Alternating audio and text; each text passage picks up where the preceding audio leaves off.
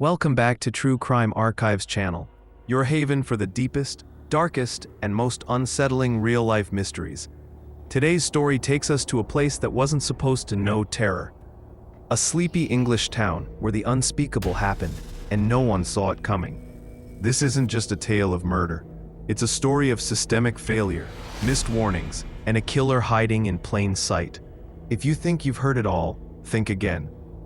The footage you're about to hear is real, chilling, unfiltered. Right, so, we're 12. I know what's going to happen to you now, mate. Why? What have you done? Murdered 4 people. These were the words of Damien Bendel, captured on police body cam moments after the Killamarsh massacre. It was the morning of September 19, 2021, when the small town of Killamarsh, Derbyshire, was rocked by its first ever recorded homicide. But this wasn't just a murder. It was a massacre, a crime so brutal that even hardened detectives were left shaken. Meet Damien Bendel, a man with a past soaked in violence. A walking red flag, known to police, wrapped in a trench coat and stained in blood. By the time that body cam footage was rolling, Bendel had already confessed, but he didn't panic. He didn't run. He stood eerily calm, as if announcing what he'd had for breakfast. Yeah, stabbed myself with a bread knife, chest, one in the stomach. Have you done something to someone else? Yeah, murdered 4 people. This wasn't the confession of a man consumed by guilt. It was the casual recounting of a serial-level crime. Cold, mechanical, remorseless. At 7:26 a.m., emergency services received a chilling call. Bendel's voice was calm. Too calm. Basically, I need the police and an ambulance now cause, I've killed 4 people. Within 14 minutes, authorities arrived at Chandos Crescent, where Bendel stood waiting. His appearance was grotesque, blood-covered, dazed but disturbingly cooperative. As officers questioned him, he simply opened his coat. No weapons, he said. Only the remnants of what he had done. When officers entered the property, what they found was more than a crime scene. It was a butchered household. In the living room, 35-year-old Terry Harris, Bendel's partner. In the bathroom, her 13-year-old son, John Paul Bennett. In the bedroom, 11-year-old Lacey Bennett and her best friend Connie Gent, just 11 years old. All 4 slaughtered, their final moments brutal and terrifying. The house was soaked in blood, walls smeared, floors drenched. The main weapon? A claw hammer. Found nearby, a bloodied bread knife. Killamarsh had never known murder. This was a town where people left their doors unlocked, where kids rode their bikes freely until dusk. This crime didn't just make headlines, it devastated an entire community. The local police, seasoned officers, said the scene would haunt them forever. It wasn't fast, it wasn't silent, it was frenzied. But these were not just victims in a headline. They were real people with real lives, dreams, and families. Terry Harris, born in London, was a devoted mother and a compassionate care worker. She had 2 children from a previous relationship with Jason Bennett, a man who remained deeply involved in their lives even after the split. Lacey, 11, energetic, bubbly, TikTok-loving. John Paul, 13, quiet, kind, with a heart full of love.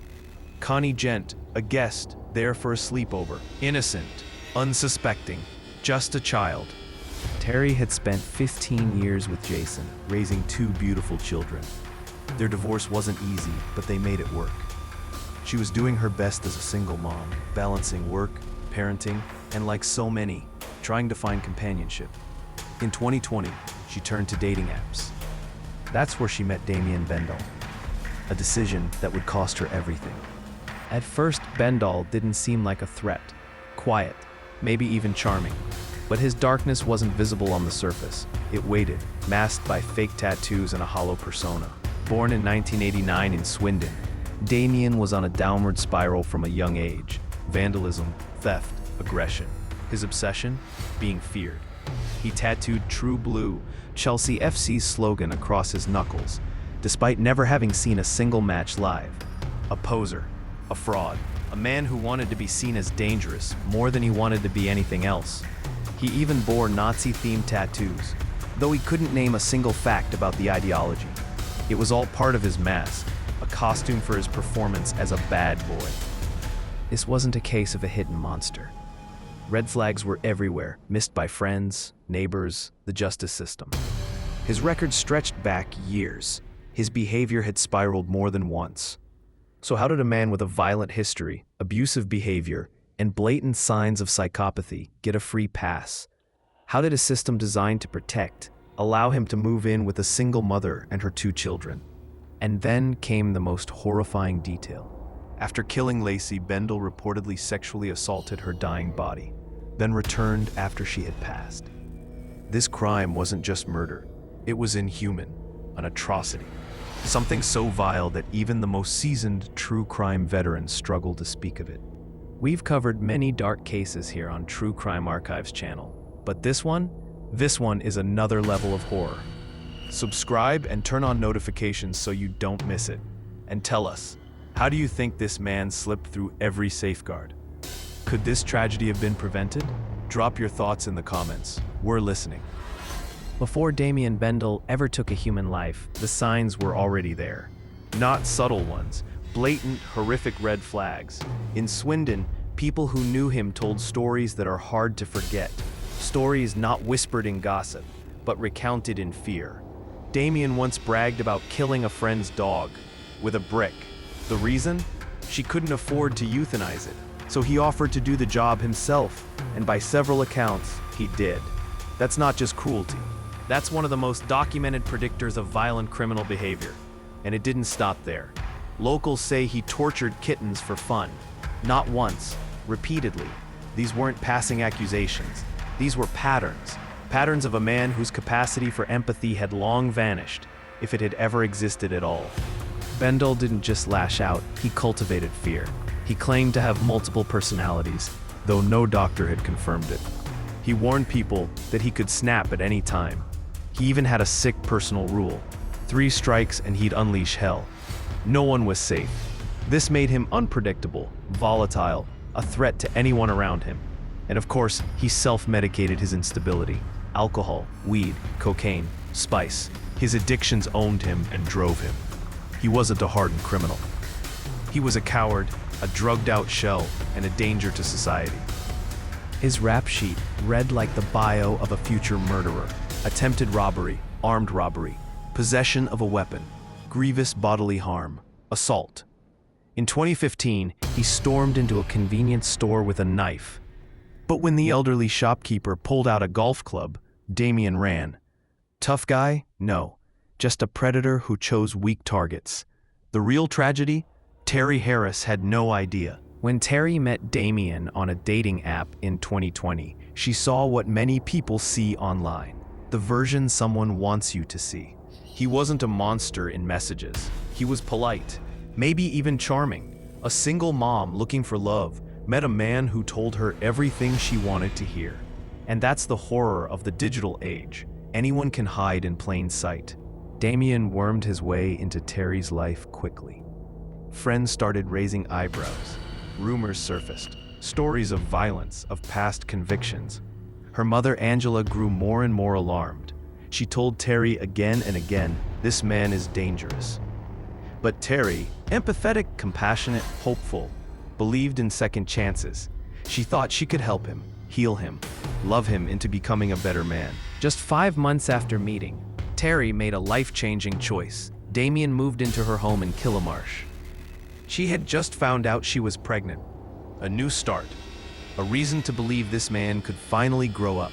But he didn't. He couldn't. Damien wasn't looking for redemption. He was on a path to destruction, and he dragged everyone down with him. Bendel was on probation when he moved into that house. He had committed arson and was supposed to be monitored. Ankle tag, curfew, weekly check-ins. And still, he was allowed to live with 2 unrelated children. No risk assessment flagged it. No social worker intervened. The system let him live among potential victims, and no one stopped it. On September 18, 2021, the Harris-Bendel home was alive with warmth and innocence. Lacey and her friend Connie were having a sleepover. They baked cupcakes to raise money for cancer awareness. Someone even snapped a picture of them that day, smiling, bright, full of joy. No one could know it would be their last photo alive. That night, Damien consumed a storm of drugs, cocaine, weed, alcohol. When he ran out, he snapped. Phone logs show him calling his dealer, again and again. No answer. And then, the blackout. 18 minutes. That's how long it took, from the moment his rage ignited to 4 people laying dead. Terry murdered in the living room, along with her unborn child. John Paul killed in the bathroom. Connie Gent attacked upstairs. Lacey abused and murdered in a moment of incomprehensible cruelty. He even placed a mirror in the room to watch himself commit the assault. The next morning, Damien took John Paul's Xbox and left the house, still covered in blood. CCTV caught him wandering Sheffield, trying to sell it for more drugs. A cab driver asked how his night had been. His answer? Not too bad. Bit mad. Hours later, he returned home. Called his mother, stopped for cigarettes, blood on his hands. Then he tried, weakly, to take his own life. Bread knife, chest wound. He survived. Then he called emergency services. The whole house is covered in claret. I used a hammer. I murdered 4 people. I bet you don't get 4 murders in Killamarsh, do you? In custody, he smiled and asked if the unborn baby counted as a 5th victim. September 24th, 2021. Bendall appeared in Derby Crown Court. December 21st, 2022. Found guilty on 4 counts of murder and 1 count of sexual assault. His sentence? A whole life tariff. No parole, no release, no future. But that wasn't the end of the story. An inquest exposed 51 separate failures by the probation system. Damien had threatened to kill a previous partner and her kids, been accused of grooming a 16-year-old in foster care, was classified as a medium risk when he should have been high. Officers ignored reports. One admitted to reading only 2 of 10 background files. Another was later dismissed for gross misconduct. Angela and Lawrence, Terry's parents, were devastated. Their statement: "The probation service failed to protect our family. They are gone. This must never happen again." The coroner slammed the service for blaming COVID-19. The government pledged £5 million in reforms, but it came too late. Jason Bennett, father to John Paul and Lacey, took to social media to grieve. His videos, raw, painful, filled with unimaginable sorrow, showed the world the shattered soul of a father. Stand up then, Lacey. Come on, push it. The house on Chandos Crescent was abandoned. Neighbors fled. The property was boarded up, then demolished. Today, in its place, there's a quiet green park extension. A tree stands nearby with a small memorial plaque, where angels sang and played. Fly high, little ones. Narrator: this was not just a true crime story. This was a case of complete system failure, a family destroyed, and a killer the world ignored, until it was far too late. Now, I want to hear from you. Do you believe Damien Bendall's sentence was enough? Or do you think justice still hasn't been truly served? Drop your thoughts in the comments, and if you've made it this far, subscribe to True Crime Archives channel and hit the bell to catch our next case. Because the archives are full of stories that must be told.